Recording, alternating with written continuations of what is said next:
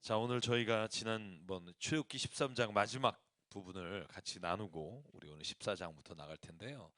여러분 13장까지 무슨 얘기가 있었죠? 아무 생각이 없으시는. 근데 밖에 무슨 일 있죠? 제가 12시에 들어와서 아직 두세 시에 와서 밖에 비 안 오죠? 네. 네. 별일 없죠? 밖에 세상은. 네. 이 지하가 카타콤 같아가지고 한번 들어오면 밖에 뭔 일이 있는지를 하루 종일 어떤 때 궁금해. 어떤 때 우산 들고 오시고 막 어떤 땐 안에선 전혀 몰라요. 예. 아, 기억나시나요? 13장? 그죠? 마지막 그 장자가 죽는 재앙이 지나가잖아요.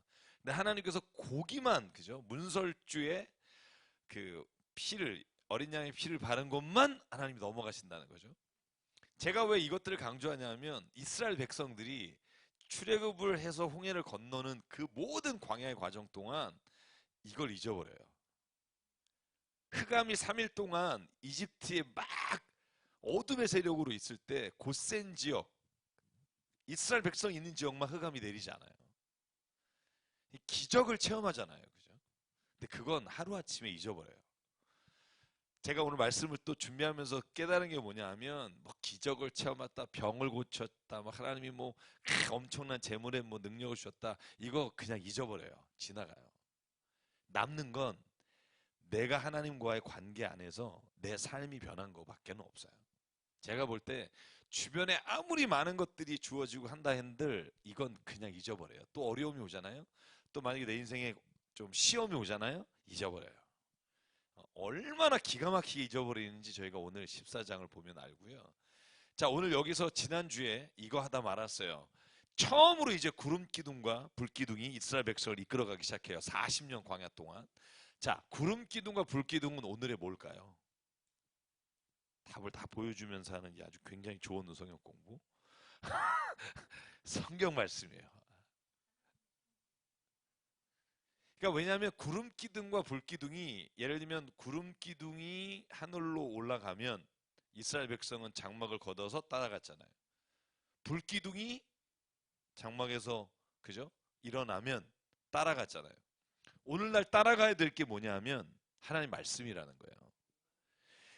하나님의 말씀이 아무리 내가 보기에 좋아도 하지 말라 하면 하고 아주 원수 같은 내 눈에 가시 같은 놈 사랑해라 그러면 사랑하고 그죠?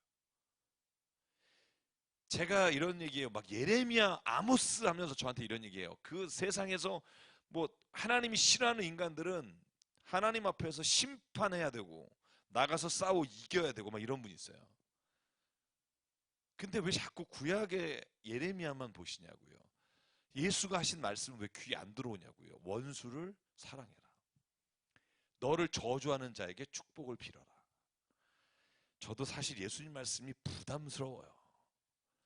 이런 얘기 좀 안 하고 돌아가셨으면 구약대로 좀 화끈하게 한번 나쁜 것들은 싹 이렇게 배우면 좋은데 요즘 왜 돼지 살처분하잖아요.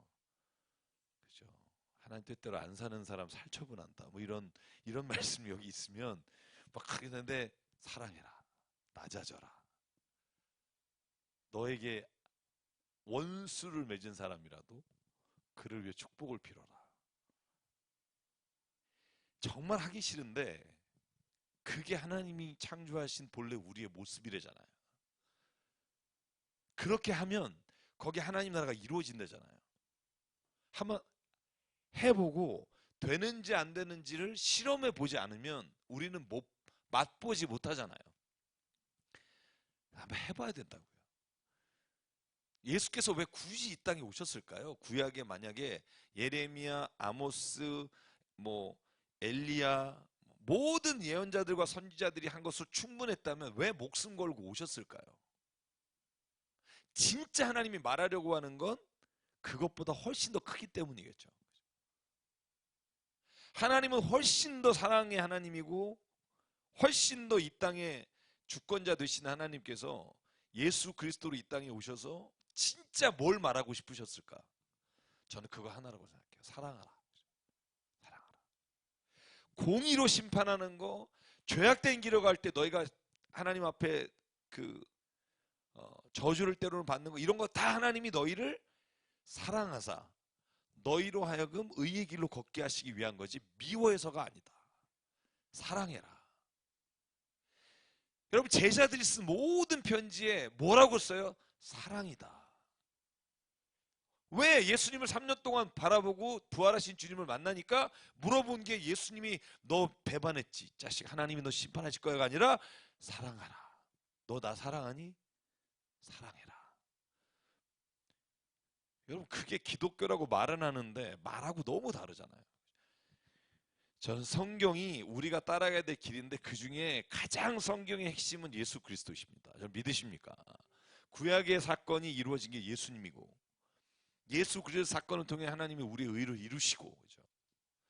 그래서 예수 그리스도가 빠진 성경의 말씀은 저는 의미가 없을 수 있다고 생각해요. 왜냐하면 예수로 말미암아 모든 구약의 말씀은 다시 해석하는 게 베드로예요.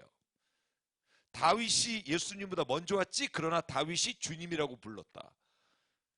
그래서 구약에 있던 모든 말씀을 예수님의 말씀으로 해석해 주는 게 신약의 말씀이란 말이에요.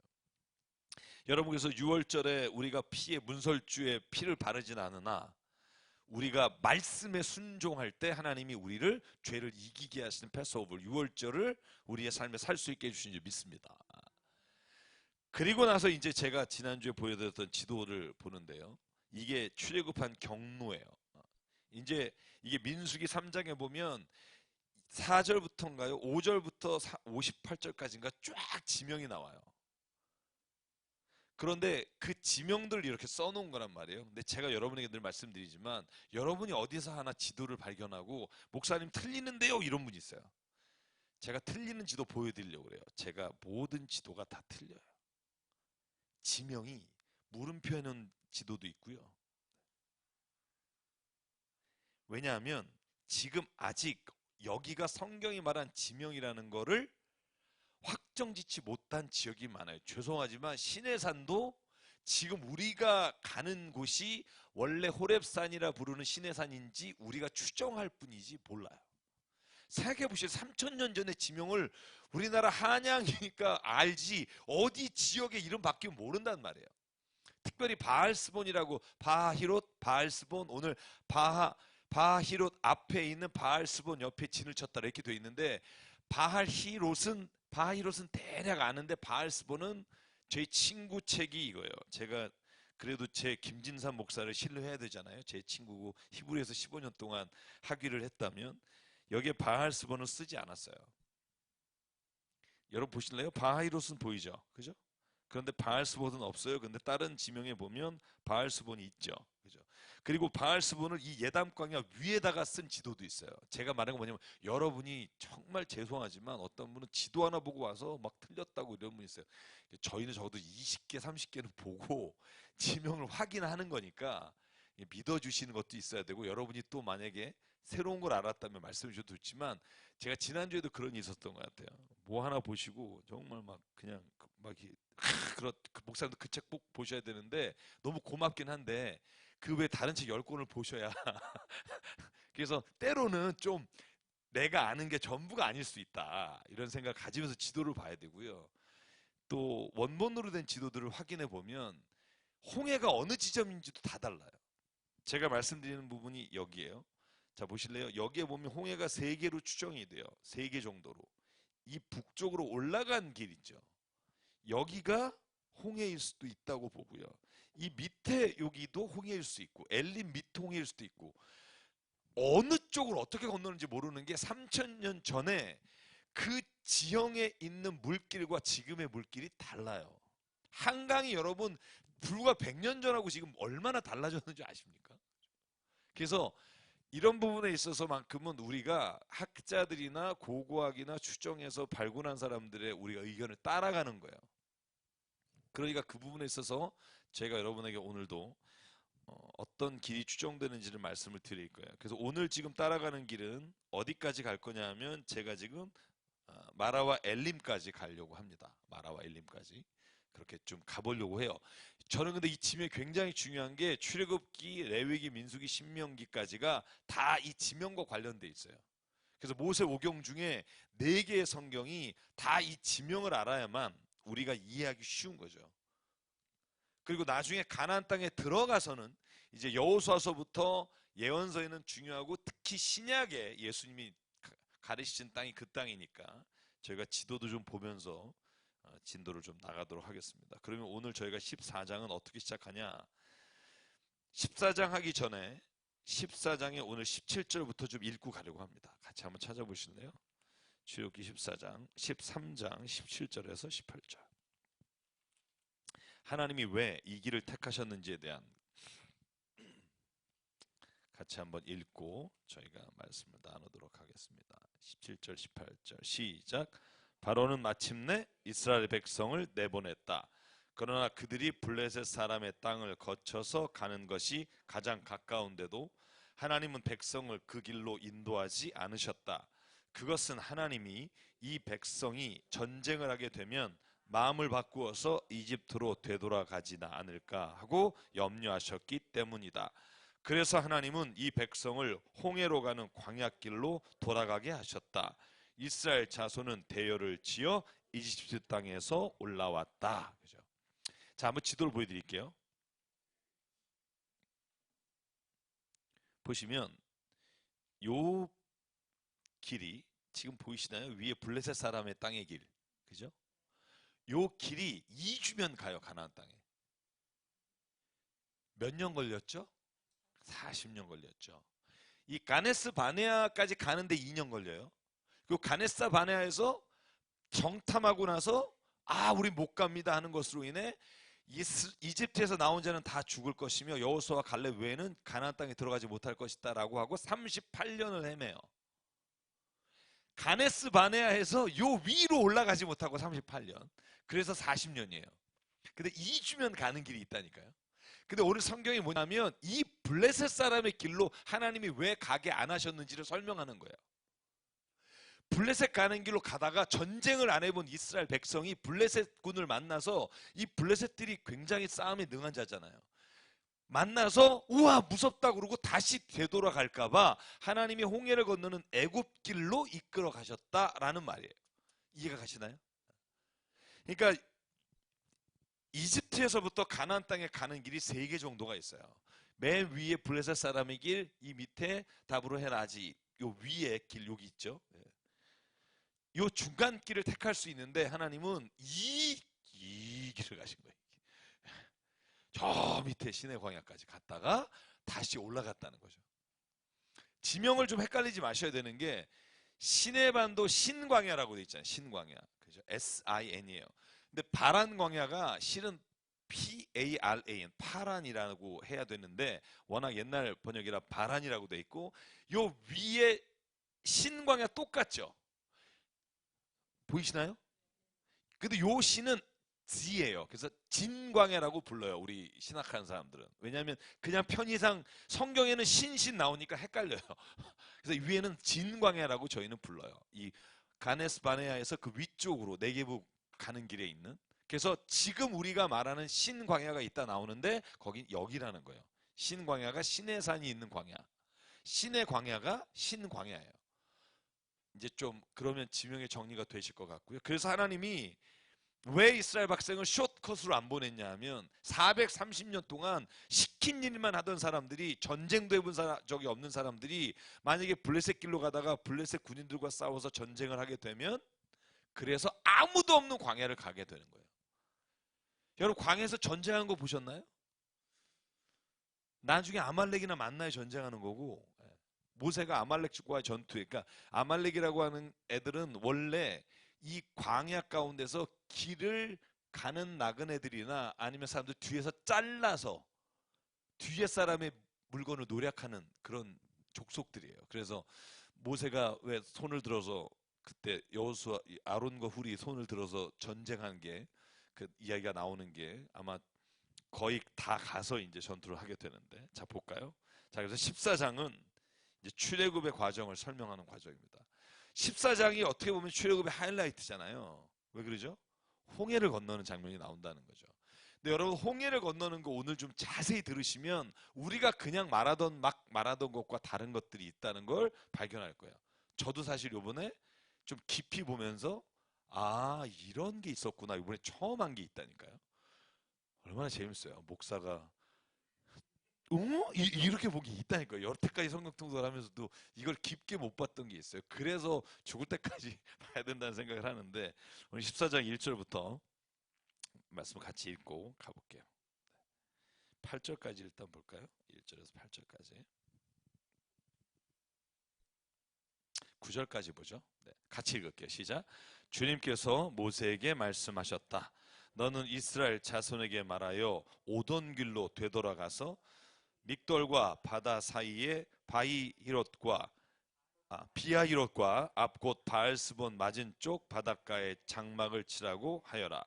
그러면 바로는 이스라엘 자손이 막막한 광야에 갇혀서 아직 이 땅을 헤매고 있을 것이라고 생각할 것이다. 내가 바로의 고집을 꺾지 않고 그대로 둘 터이니 그가 너희를 뒤쫓아 올 것이다. 그러나 나는 바로와 그 군대를 물리침으로써 나의 영광을 드러낼 것이니 이집트 사람 내가 주님임을 알게 될 것이다. 이스라엘 자손은 모세가 시키는 대로 하였다. 이스라엘 백성이 도망쳤다는 소식이 이집트의 왕의 귀에 들어갔다. 그러자 바로와 그의 신하들은 이 백성에 대한 생각을 바꾸었다.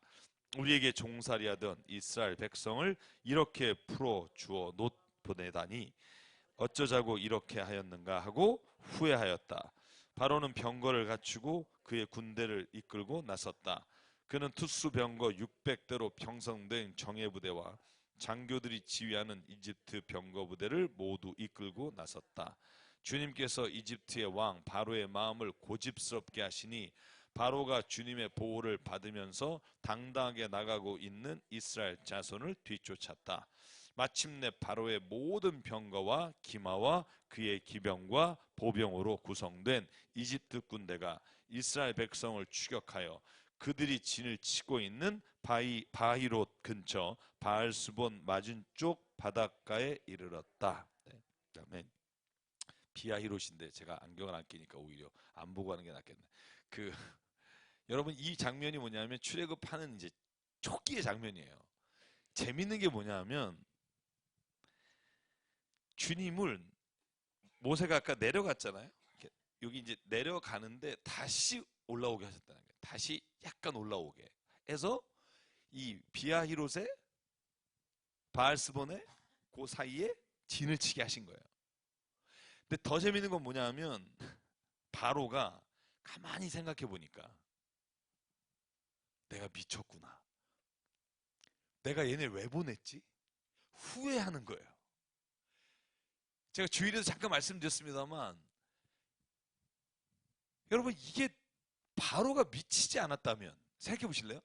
10가지 재앙을 체험하고 자기 아들 장자까지 다 죽었고 제가 지난주에 역사적인 얘기를 좀 시간이 없어서 뺐지만 사실 우리가 라암세스냐 뭐 이런 얘기를 할 때 실은 라암세스 말고 다른 기록에 보면 10번째 아들이 장자권을 이어가요. 바로 왕의 왕권을. 그래서 아마 장자가 죽었지 않았을까? 학자들이 추론하는 부분이 거기에 나오는 부분이 있어요. 그러니까 만약에 자식이 죽었는데 여러분 그랬는데 막상 이스라엘 백성이 다 나가고 나니까 오늘 본문에 뭐라고 나오냐면 내가 제정신이 아니었구나.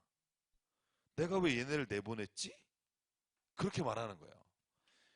저는 이 장면을 보면서 뭘 생각하냐면 이 후회한다는 말 자체가 지금 바로가 얼마나 과거 얼마 전의 일을 잊어버린 거예요. 지금 며칠도 안 가서. 여러분 이거 보면 이 사람이 정말 제정신이 아니라고 보잖아요.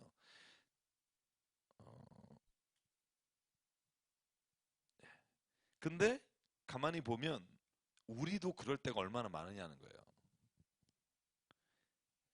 우리가 인생에 있어서 하나님이 나에게 하신 일을 보고 하나님 살아계시구나. 하나님 정말 역사하시는구나. 그랬다가 조금 뭔가 일이 틀어지거나 그러면 바로처럼 하나님이 계시긴 뭐 계시다면 이럴 수가 있어? 이런 생각들이 나오잖아요. 이게 무한 반복인 것 같아요. 그래서 제가 여기다 뭐라고 썼냐면 인간은 아무리 엄청난 일을 경험한다고 해서 하나님을 믿게 되는 게 아니라 믿음의 눈이 열려야 된다는 거예요. 뭐 다 같이 본다고 다 믿음을 갖는 건 아니라는 거예요. 믿음의 눈이 열려야 돼요. 그래서 왜 예수께서 하신 말씀 중에 귀 있는 자는 들을지어다 너희가 눈은 있으나 보지 못한다, 이런 말씀을 왜 끊임없이 하냐 하면 현상을 보는 게 아니라 그 안에 있는 하나님의 뜻을 볼 수 있을 때 진짜 본다고 하는 거예요. 왜 우리가 인생사에서 인생의 길을 헤매냐 하면 눈에 보이는 것을 따라가서 그래요. 눈에 보이지 않으나 우리가 믿음의 눈이 열리면 우리가 현상을 보고 아, 이건 정말 가지 말아야 될 길이다, 취하지 말아야 될 거다라는 걸 하나님이 알게 하신다는 거죠. 그래서 오늘 저는 이 바로와 신하들이 이렇게 하게 된 이유가 뒤에 나옵니다만 일단 그거 나중에 설명을 하게 되고요. 일단 출애굽을 해서 홍해를 건너는 일을 하나님은 이렇게 말씀하세요. 제가 한번 읽어볼게요.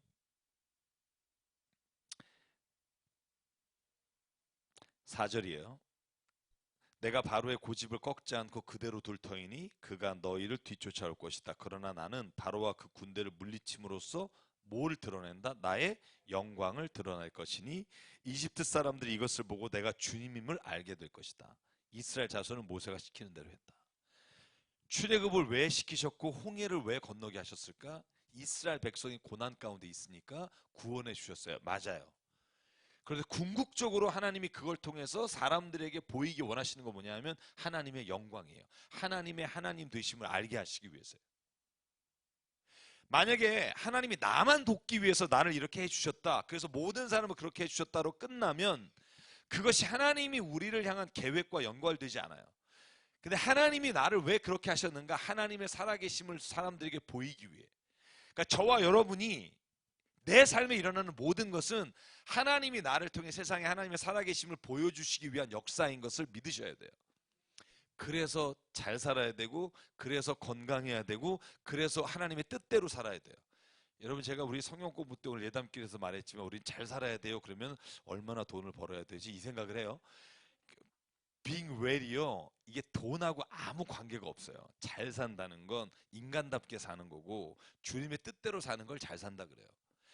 이게 자본주의 사회에 이미 말 자체가 흐려져서 야, 그 사람 잘 살아 못 살아, 그럼 우리는 뭐 돈은 없는 것 같아 뭐 이렇게 나가잖아요. 근데 잘 살아 못 살아 그러면 그 사람 정직해 안 정직해 이렇게 말을 들을 수 있는 게 다르게 듣는 거라고 생각해요. 보통 우리는 그냥 돈하고 관련돼서만 생각을 하게 돼 있다고요, 요즘은. 그래서 하나님이 우리가 잘 살게 하시는 거 하나님의 영광 드러내기 위해서요. 그래서 여러분 이걸 뭐 내가 뭐 이렇게 사는 게 하나님의 영광까지 가야 돼? 모든 그리스도인의 삶의 행동은 하나님의 영광과 주님, 하나님의 하나님 되심까지 가야 돼요. 그래야 내가 나 자신으로 끝나는 게 아니라 내 삶이 하나님과 연결돼 있다고 봐야 돼요. 그래서 저는 어떤 사람의 고백 중에 이 고백이 너무 멋있는 거예요. 나는 지금 내가 사는 게 아니라 하나님의 생명을 지금 내가 받아 살아가고 있습니다. 오늘 하나님이 모든 순간마다 그 얘기예요. 너 왜 내가 구원해 준 줄 알아? 나의 영광을 드러내기 위해서야. 아, 그러면 내 삶은 나로 끝나는 게 아니라 하나님의 영광이 나로. 그러면 무슨 생각이 드냐면 나는 자존감이 높아지는 거예요. 하나님의 영광을, 나를 이렇게 우습게 봐도 나는 하나님의 영광을 누리고 사는 사람이야. 이러면 다른 사람이 나를 어떻게 보든 아무런 상관이 없는 거예요. 제가 그저께 어디 말씀 전하러 갔다가 어느 분이 저를 붙잡고 남편이 장로 피택이 됐는데 1억을 내야 되는 거예요. 그 교회는 인생을 그렇게 주도적으로 살 수 있게 된 게 그 감사라고 책을 쓴 거예요. 다른 거보다 이거 하나로 나는 인생이 바뀌었다는 거예요. 아, 근데 왜 안 해봐요? 한번 해보자고요. 저도 요즘 그래서 그거 올리면서 많은 걸 생각해요. 제가 굉장히 능력이 제 안에서 막 이렇게 하나님의 살아계심을 이렇게 체험하는 게 그 길이 그거 보면서 너무너무 바뀌는 것 같아요. 저는 그래서 한번 해봤으면 좋겠어요. 부부끼리도 좋고 셀에서도 좋고 오늘 내가 너무 감사합니다. 그래서 오늘 제가 좀 길어졌습니다만 저는 꼭 그게 바뀌는, 이 이스라엘이 그게 그 언어가 바뀔 때 이스라엘 백성이 바뀌게 돼요. 근데 이 언어가 안 바뀌니까 그때 모세가 이 담대한 말을 보십시오. 13절부터 16절을 같이 한번 읽어볼까요? 우리 13절부터 16절. 네, 네, 네.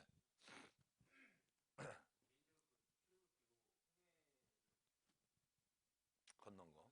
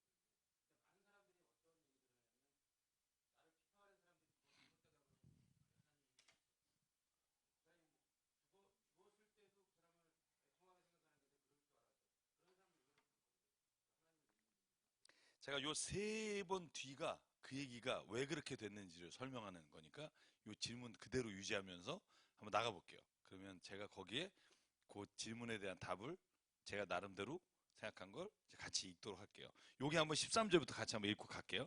13절부터 16절까지 시작. 모세가 백성에게 대답하였다. 두려워하지 마십시오. 당신들은 가만히 서서 주님께서 오늘 당신들을 어떻게 구원하시는지 지켜보기만 하십시오. 당신들이 오늘 보는 이 이집트 사람을 다시는 볼 수 없을 것입니다. 주님께서 당신들을 구하여 주시려고 싸우실 것이니 당신들은 진정하십시오. 주님께서 모세에게 말씀하셨다. 너는 왜 부르짖느냐? 너는 이스라엘 자손에게 명하여 앞으로 나아가게 하여라. 너는 지팡이를 들고 바다 위로 너의 팔을 내밀어 바다가 갈라지게 하여라. 그러면 이스라엘 자손이 바다 한가운데로 마른 땅을 밟으며 지나갈 수 있을 것이다. 아멘. 저는 여기서 모세의 믿음을 일단 보고 지나가자는 거예요. 모든 사람은 원망과 불평을 할 때 모세 한 사람만, 왜 너희들은 불평하느냐? 하나님이 하실 일을 서서 봐라. 하나님이 오늘 이집트 사람을 남기지 않고 너희를 위해 구원을 베푸실 것이다. 저는 이 믿음의 사람 한 사람이 이스라엘의 200만에 되는 사람들을 구원으로 이끌어 간다는 거예요. 그때 만약에 모세가 하나님 뭐 하는 거예요? 지금 이게 뭐야? 이랬다면 이 역사가 일어나지 않아요. 근데 하나님 앞에 담대하게 선포하는 거예요. 하나님이 하실 거야. 지켜보자. 그때 주님이 뭐라고 말하냐면 모세야 네 팔을 들어서 네 손에 든 지팡이 든 팔을 들고 그걸 내리쳐라. 그렇게 쳤단 말이에요. 근데 여러분 이제부터 굉장한 걸 제가 봤어요. 맨날 이걸 읽으면서도 스킵했던 곳을 이제 우리가 점점 볼 텐데 그게 뭐냐면 홍해는 바로 갈라지고 바로 건넌 게 아니라는 거예요. 성경에 보니까 하나님이 그 전에 하신 일이 되게 많은 거예요. 뭐 읽으신 분 중에 공감하는 분 있을 거라고 생각하는데, 자 그래서 봐봐요. 오늘 제가 이 본문에 보면 여기서부터예요. 19절부터 제가 한번 오늘 이것만 또 좀 주의 깊게 봐도 하나님의 이 은혜를 좀 볼 수 있다라고 생각하고요. 그래서 19절에서 25절까지 한번 읽겠습니다. 시작. 이스라엘 진 앞에 인도하는 하나님의 천사가 진 뒤로 옮겨가자 진 앞에 있던 구름 기둥도 진 뒤로 옮겨가서 이집트 진과 이스라엘 진 사이를 가로막고 섰다.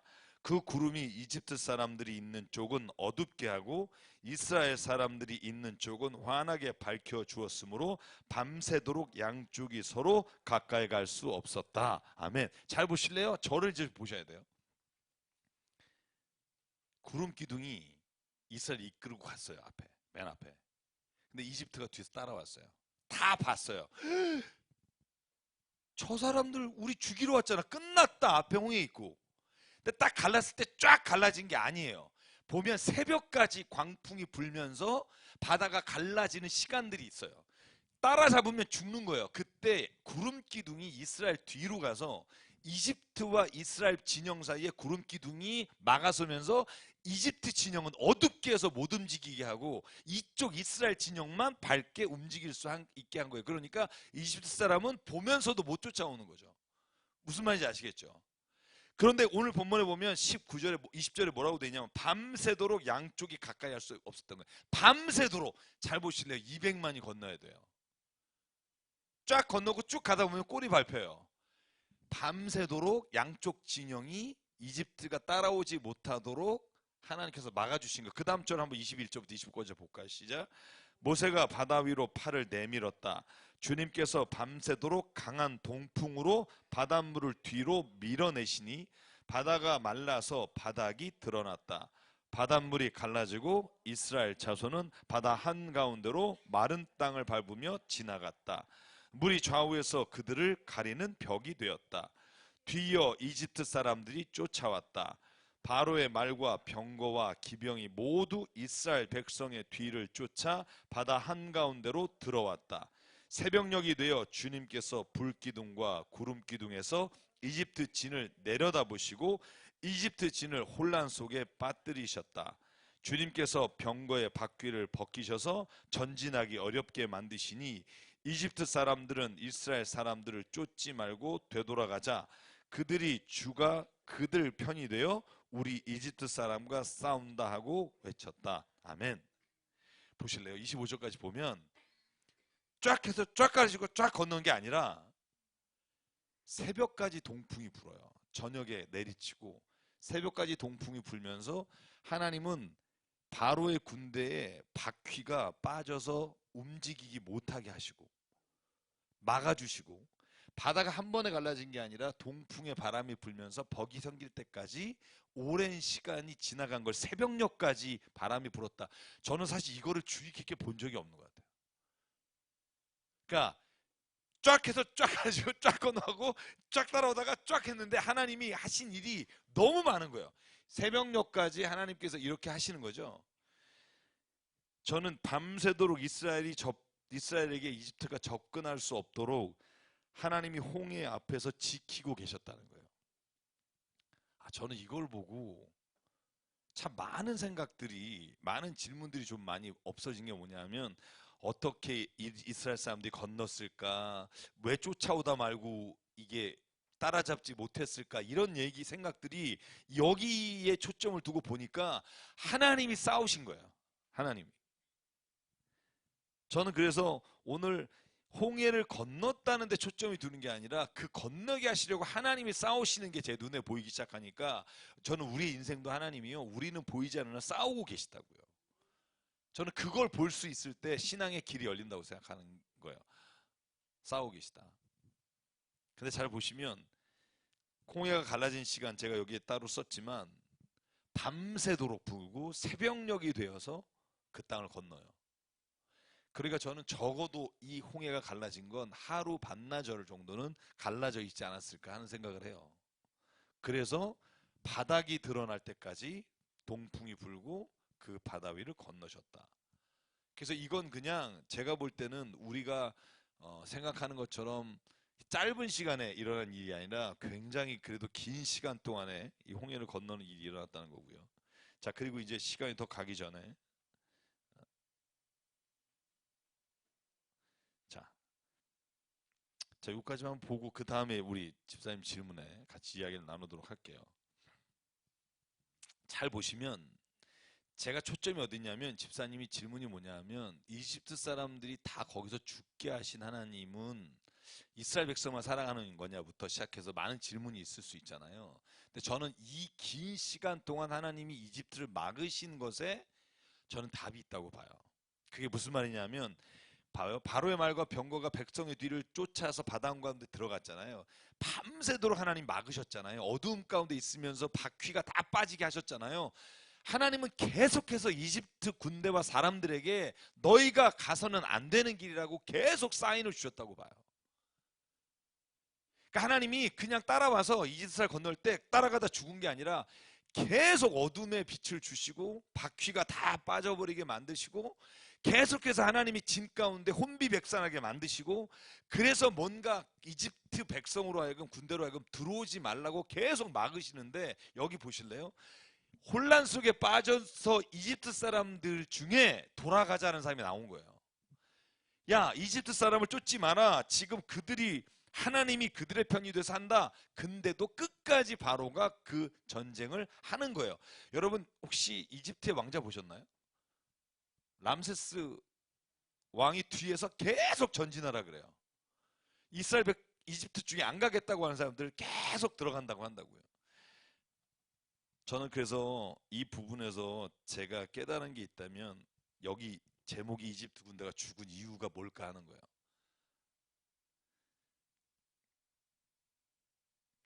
잘 보실래요? 이스라엘 사람이 건너고 바로 바다가 딱 합쳐진 게 아니에요. 잘 보시면 모세가 다시 판을 들어 지팡이를 내릴 때 바닷물이 다시 합쳐졌어요. 이건 뭘 말하냐 하면, 이집트 군대가 도망갔다면 모세가 그 바다를 내리치지 않았을 수도 있다는 걸 저는 생각해요. 보실래요? 오늘 27절 보면, 자, 이집트 백성이 도망가자 라고 했는데 26절에 보면 이집트 사람들이 도망가지 않아요. 그러니까 하나님이 모세에게 뭐라고 말했냐면 이스라엘 사람들이 지금 붙잡히게 되니까 너는 바다 위로 팔을 뻗어 이집트 사람과 그 병거 기병 쪽으로 다시 흐르게 내리치라고 다시 말씀하신다는 거예요. 만약에 제가 역으로 말해서 아까 우리 이집트 도망가자 그 신들이 보호하고 있다라고 했을 때 돌아서서 갔다면 제가 하나님이 그걸 내리쳐서 바다를 합치셨을까? 그게 저의 생각에 전 아니었을 수 있다고 봐요. 근데 여러분 그게 바로든 끝까지 어쨌든 자기가 이 백성을 내놓은 것을 후회하면서 끝까지 따라오는 것을 보고 27절에 보면 모세가 다시 바다 위로 팔을 올려 새벽녘에 바닷물이 본래 상태로 되돌아가서 이집트 사람들이 되돌아오는 물결에 벗어나려고 하였으나 바다 가운데 빠져 죽게 되는 거죠. 그래서 저는 이 부분에 대해서 하나님이 이들을 죽이려고 계획하셨다기보다 저는 이 사람들이 하나님이 여러 번의 기회를 주시고 바다를 건너가는 이스라엘 백성들을 끝까지 죽이려고 하는 욕심이 저는 이 스스로의 죽음의 길로 이끌어갔다는 생각을 하게 돼요. 그래서 제가 이제 어디다 뭐라고 썼냐면 바로와 이집트 군대는 결국 이 위에서 볼까요? 제가 쓴 고백이에요. 홍해는 모세가 바다 위로 다시 팔을 내밀었을 때 본래 상태로 되돌아가요. 이집트 군대는 도망갈 충분한 시간이 있었어요. 그런데 바로와 이집트의 군대는 결국 자신들의 욕심으로 죽게 된 거예요. 하나님이 죽이신 것이 아니라 그들이 죽음을 택한 것이다. 하나님이 경고하신 일에 대해서 마치 하와처럼 내 입맛대로 죽을까 하노다로 바꾸는 순간 진짜 죽음을 맛보게 되는 게 아닐까. 제가 가지고 있는 생각이에요. 이게 그런지 아닌지에 대해서 제가 성경을 읽어보면서 하나님이 3번 정도의 기회를 주신 것 같아요. 처음에 왔을 때 구름 기둥이 뒤로 가면서 따라오지 못하게 하시고, 그 다음에 이스라엘 백성이 들어갔을 때 혼란스럽게 하시고 병거에 마차에 바퀴를 다 빼시면서 쫓아오지 못하게 하시고, 그래도 죽자사자 쫓아왔을 때 모세로 하여금 다시 손을 들어서 치시기 전에 그들이 도망갈 기회를 주시지 않았을까? 뭐 그런 생각을 혼자서 해봤어요. 결국은 우리가 죽는 건 하나님이 죽인 게 아니라 욕심으로 가다가 죽는 경우가 많은 것 같아요. 죄의 길에서도 마찬가지고, 죄인 줄 알면서도 이걸 먹으면 죽는 걸 알면서도 그걸 포기하지 못하는 게 저는 하와와 아담의 모습이고 우리의 모습이 아닐까? 뭐 그런 생각을 해요.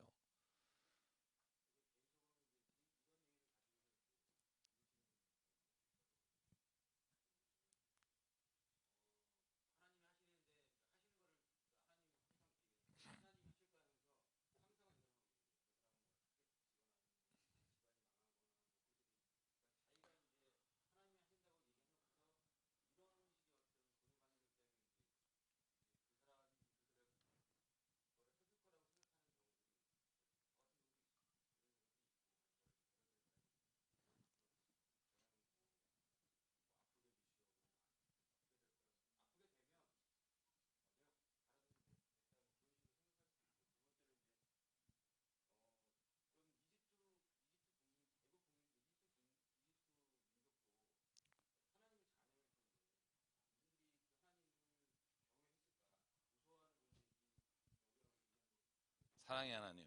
네.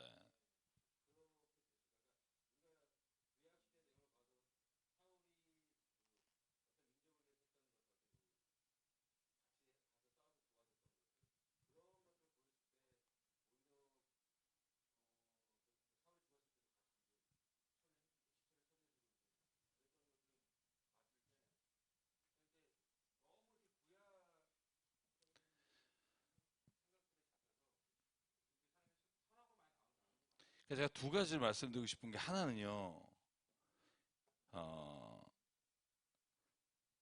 그러니까 지금 그 예수께서 하신 말씀을 좀 기억했으면 좋겠다는 게 계속된 주제긴 하는데, 너희의 원수가 줄이거든 너의 원수가 고난을 당할 때 그걸 기뻐하지 마라.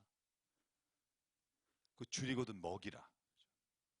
그러니까 저는 우리가 하나님이 이집트 사람은 다 멸하고 이스라엘만 구원해 주셨다. 저는 이게 우리의 착각인 게, 이스라엘 백성이 잘못하면 3만 5천 명 죽고요. 하나님 앞에 범죄하면 이스라엘 백성이라고 해서 하나님이 특별히 예외권을 주시지 않았다는 거예요.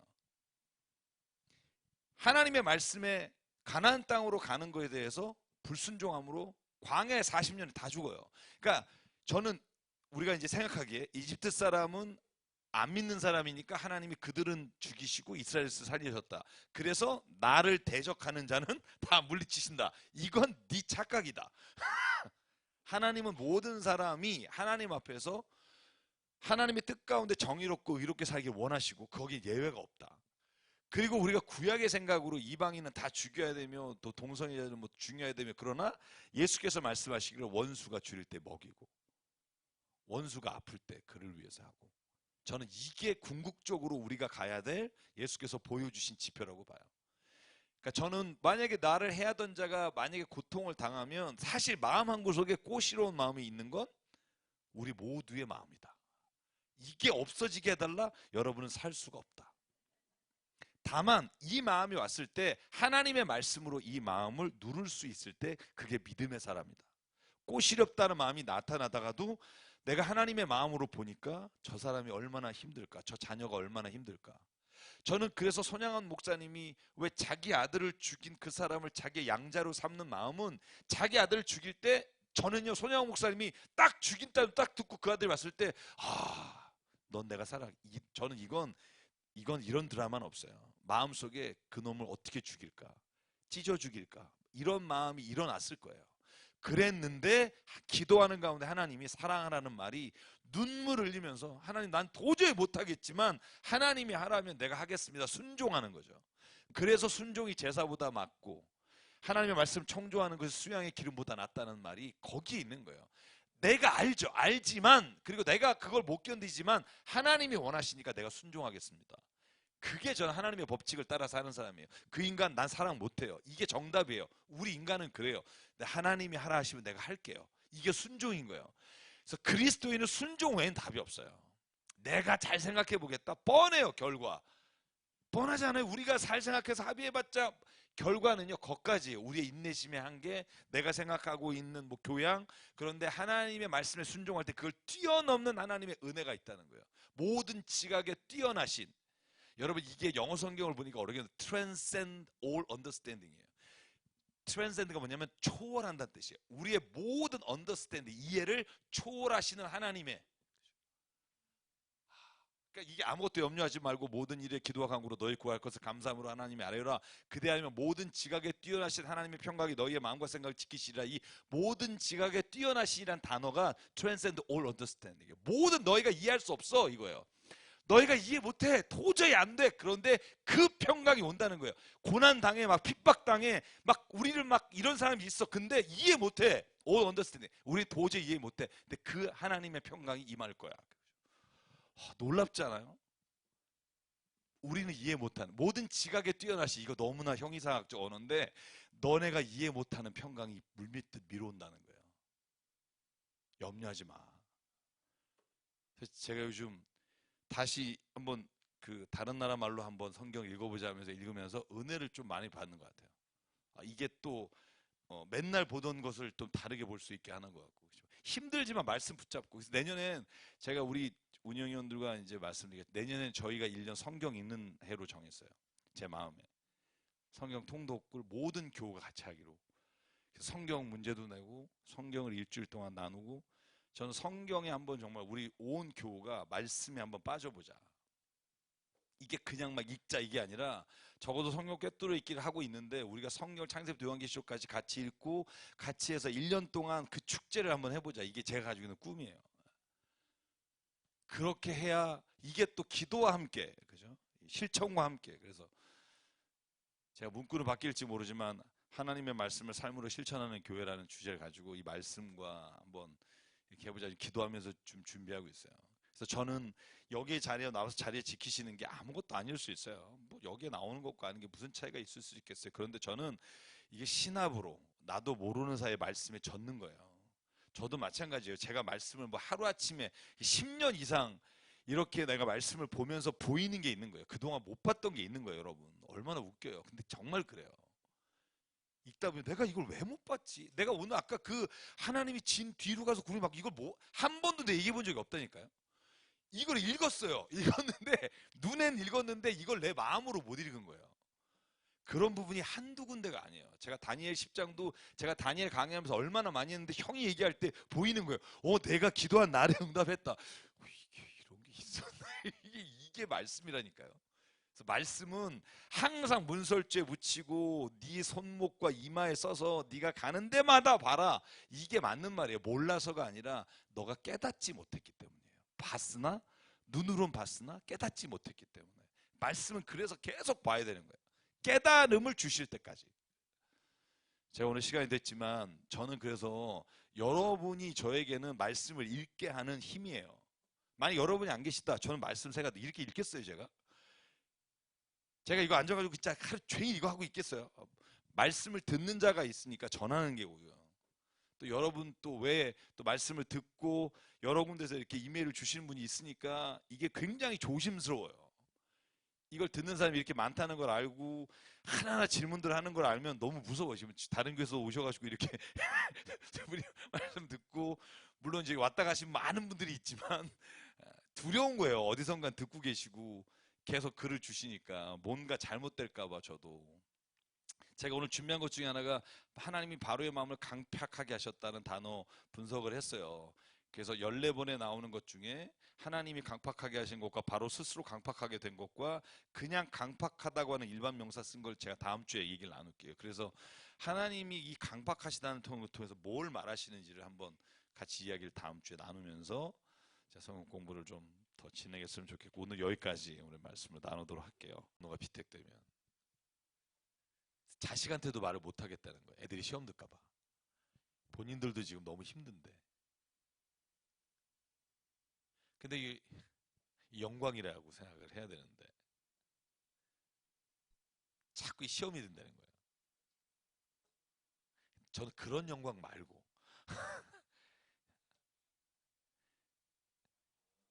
장로가 요번에 한 3명이 되나 본데, 한 2명, 3명. 근데 1억을 내야 이제 장 완석이 되는 거야. 그리고 투표 중에 된 사람은 영광이니까 그 1억이 뭐가 문제가 되냐 이렇게. 근데 여러분 얘기하면 굉장히 좋은 교회예요. 우리가 알고 있는 괜찮은 교회예요. 그래서 많은 생각을 했어요. 그런데도 교회를 못 떠나요. 40년, 30몇 년, 40년 다녔는데 그 인간관계, 거기서 내가 가지고 있는 이런 것들을 못 떠나는 거예요. 옆에 있는 사람이 그러는 거예요. 아니야, 교회 나와! 그게 쉽지가 않다는 거예요.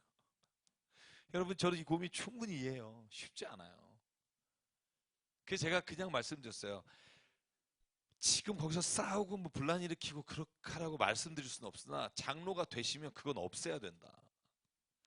정말 하나님이 밖에서 보기에 사람들이 이거 돈 내고 받는다고 느낌 안 들겠냐.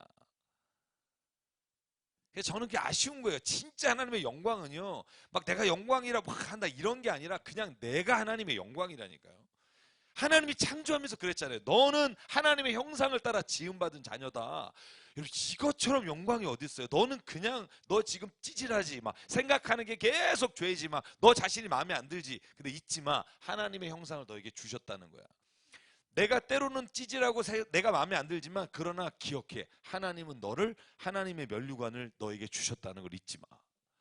여러분, 이걸 기억하고 사는 사람이 달라지는 거예요. 요즘 제가 조선왕조실록 27명의 왕을 다 읽고 다시 리뷰하고 있어요. 특히 세자를 또 다시 공부하고 있는데, 세자도 27명이에요. 세자가 누구냐면 왕의 피택을 되는 거예요. 보통 4살에서 7살 사이에 피택이 되는데 27명의 세자가 피택이 돼서 15명만 왕이 되고 12명은 왕이 못 돼요. 암살당하거나 병들려 죽거나 이유 없이 사라져요. 근데 재밌는 건 왕 같지도 않은 깜도 안 되는 게 왕이 자리에 가잖아요. 왕처럼 해요. 그런 애들이 있어요. 저는 그게 자긍심이라고 봐요. 정말 보기에 아무 볼품 없어도 내가 하나님의 자녀다, 아니면 내가 이 자리를 담당해야 된다, 그러면 하나님이 그 자리를 감당할 수 있을 만한 능력을 주신다고 믿어요. 내가 나를 믿는 거예요. 하나님의 자녀입니다. 하나님의 형상을 입었습니다. 저는 오늘 하나님의 영광을 위해 하나님이 출애굽하셨다는 게 이스라엘 백성을 위하지 않는다는 말이 아니라, 이스라엘 백성 너희들이 움직이고 너희들이 지금 행하는 모든 일이 하나님의 영광을 드러내는 것을 잊지 마라. 그러면 달라진다는 거예요. 걷는 것도 달라지고 우리가 말하는 것도 달라지고 하나님의 자녀답게 달라진다는 거예요. 그런데 보실래요? 10절부터 보면 저희가 오늘 읽지 않겠습니다만 이집트 군대가 후회하고 따라오잖아요. 그러면 이스라엘 백성이 이제 이렇게 돼요.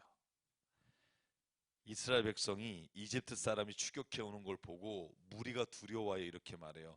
이집트에 몇 자리가 없어 우리를 광야에서 죽이냐. 우리가 이집트에서 끌어내요. 여기에 이런 일을 당하게 하다니 왜 우리를 이렇게 했느냐. 광야에 나가 죽는 것보다 이집트 사람을 섬기는 게 낫다. 뭐하러 하나님 섬긴다고 광야 나와서 이 개죽음을 당하냐 이런 거죠. 왜 우리를 그대로 내버려 두지 않느냐. 저는 이 본문을 보면 여러분 제가 아까 말씀드린 것처럼 원망과 불평이 우리의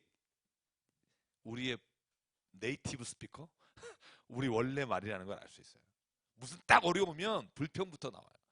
여러분 이게 이렇게 말하면 아 나는 안 그래 이런 사람이 있어요. 천만의 말씀. 여러분 생각해 보시는데 어디 여행 가기로 해도 뭐가 했는데 자꾸 해서 안 돼. 그러면 당신이 여기 가자 그랬지. 이게 우리예요. 예. 이게 인간이에요 그냥.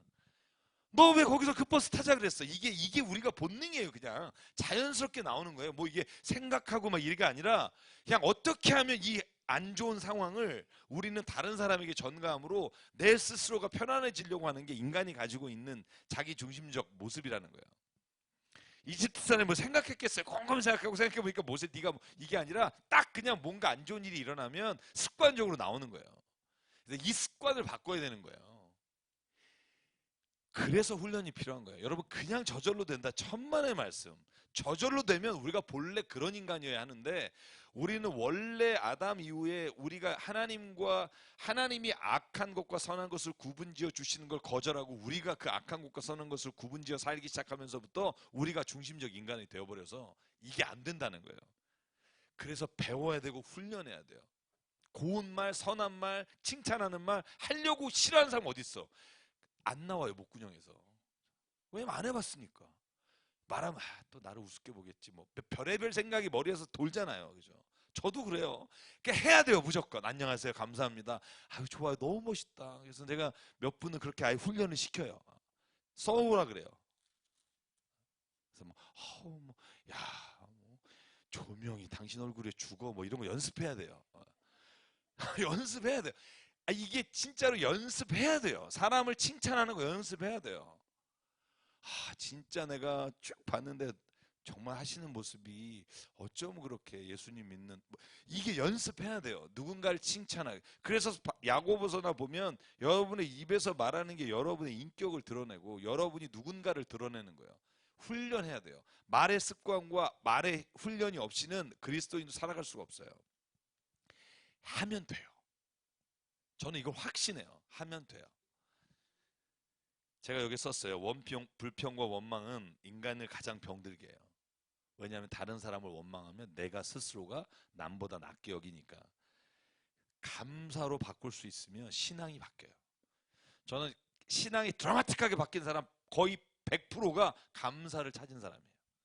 물 한 모금 먹으면서도 감사하고 그냥 조그만 거 하나 받아도 감사하고 내가 진짜 자격이 없는데 나한테 이렇게 고맙다고 말해주는 것도 감사하고. 감사를 회복한 사람은 신앙에 있어서 모든 걸 회복할 수 있어요. 근데 감사가 회복이 안 되면 모든 걸 잃어버려요. 신앙에서. 아무리 하나님 만난 체험이 아주 극단적이어도. 극단적이라는 건 뭐냐면 첫 아들이 죽는 거에서 건져준다 해도 감사를 잃어버리면 그 삶에서 신앙은 멀어져요. 감사하십시오. 우리 한번 옆에 분한테 한번 어머 고마워 한번 해볼까요? 시작. 어머 너무 고마워. 너무 고마워. 어머 그냥 이렇게 해볼까요? 옆에 앉아줘서 너무 고마워. 옆에 앉아줘서 너무 고마워. 그러니까 이게 좋은 신앙의 부모가 왜 자녀들에게 좋은 영향력을 못 끼치냐면 자녀들에게 말을 그렇게 못해요. 그래서 이 말은 자녀에게도 권세가 있다니까요. 말을 권세. 제가 애한테 잘 못해도 그냥 만났을 때는 진짜 잘해요. 말을. 넌 하나님이 함께 하셔서 넌 진짜 잘할 거야. 이러면 저희 딸은요 그걸 받아 누릴 줄 알아요. 알아? 짧아요. 알아? 어쩜 이렇게 예쁘니? 알아? 근데 이게 그냥 뭐 당연히 얘는 뭐 너무나 나한테 들으니까 뭐 너무나 아무렇지도 않지만 저는 그게 아무렇지도 않게 들릴 수 있다는 게 축복이라고 생각해요. 한번 해보시라고요. 뭐 때로는 싸우고 막 진짜 삐지고 막 이러죠. 근데 궁극적으로 내가 감사하고 고맙다고 제가 이런 말 했어요. 요번에는 제가 기도하다가 이 말을 꼭 해주고 싶어서 이 말을 해줬어요. 하은아, 나의 딸이 되줘서 너무 고마워. 나는 네가 여기서 잘할 줄 믿어. 그러니까 그 딸이 저에게 한 말이 나도 아빠가 나의 아빠가 되줘서 고마워. 그 말이 막 눈물이 핑 도는 거예요. 여러분 그거보다 눈물 도는 거 없어요. 근데 한번 여러분이 만약에 옆에 있는 사람이나 누구한테 그 말을 해보라고요. 나의 누가 되줘서 고마워. 자식한테는 할 수 있잖아요. 그죠? 옆에 있는 사람한테. 저도요, 이거 목사니까 교회선 하는데 잘 못해요. 이게 훈련하는 거예요, 진짜. 저도 원래 본질적으로 이게 자기중심적 인간이라 이 되게 힘들어요. 자존심이 세가지고 이제 남한테 싫은 말 듣는 거 진짜 죽기보다 싫어하는 성격이에요. 우리 집 너무 잘하세요. 저는 저한테 뭐 하는 거 뭐라는 걸 되게 싫어해요. 근데 이걸 견뎌내니까 너무 힘든 거예요. 막. 그래서 제가 알아요. 우리 교회에 그런 분들이 얼마나 힘든다는 걸 알아요. 근데도 해야 되는 거예요. 왜냐하면 주님이 원래 우리를 그렇게 살기를 원하시니까. 성경에 뭐라고? 너희가 어디를 가든지 먼저 축복해라. 그죠? 이건 그냥 성경에 말하는 거예요. 축복해라. 그러면 예수께서 말한 거예요. 너희가 축복한 축복을 받아들이는 사람에게 축복이 갈 거고 그 사람이 안 받느냐? 너에게 그 복이 올 거야. 걱정하지 마. 복을 내려라. 축복해라. 그죠? 아, 여러분 이 말을 믿으면 그냥 하면 되잖아요. 뭐. 안 받아. 아이, 뭔 소리야. 그러면 아, 이 복이 나에게 오겠구나. 여러분 이런 생각을 가지면 되는 거 아니겠어요? 그죠? 감사로 바꿉시다. 여러분 훈련합시다. 제가 제 영어 선생님이 계신데 제가 그 선생님하고 I'm thankful for 그래서 하루에 3개씩 감사를 올리는 그 카톡이 있어요. 제가 그걸 늘 생각해요. 짧은 문장이어도 하루에 3개씩 꼭 올려야 돼요. 그러면서 이제 서로 간의 대화 또 신앙 뭐 이런 걸 하는데 올릴 게 없으면 거기 모든 사람이 뭐라고 올리냐면 내가 오늘 밥을 다 먹을 수 있게 해서 고맙다든지 뭐 그냥 이게 무슨 뭐가 고마운 건가 그러면 올려야 되니까 하루에 3개를 그러면 생각을 짜내서 올리는 거예요. 막. 근데 그렇게라도 훈련하라는 거예요. 그래서 매일 3개를 올리잖아요. 어떤 때 3개 올릴 게 없어요. 그러면 내가 그냥 믿음을 갖게 해줘서 감사하다 이렇게 감사를 떠올리게 된다고요. 근데 오늘 갑자기 이렇게 생각을 하다가 갑자기 눈물이 핑 돌 때가 있어요. 그냥 감사를 생각하다가 아, 이게 감사구나. 아, 이게 감사할 수 있겠네. 그래서 여러분 만약에 지인이 있으면 카톡에 하루의 감사의 제목 저같이 그냥 영어 공부를 목적으로 영어로 올려주셔도 좋고 한국말로라도 한글로라도 올리십시오. 하면 너무 좋더라고요. 저는 그 윈프로 오프리 네? 네? 오프라 윈프리가 하루에 5번을 감사하는 책을 읽어봤거든요. 진짜요. 아침부터 저녁까지 먹는 얘기밖에 없을 때도 있어요. 점심에 스파게티를 먹게 해주셔서 감사합니다. 저녁에 뭘 먹게 해서 감사합니다. 한번 읽어보세요. 그 책. 너무 웃긴 거예요. 이걸 뭘 감사라고 적었나. 근데요. 그게 오늘의 오프라 윈프리를 만든 거예요. 그 불행한 과거에서 자기가 벗어나서 자기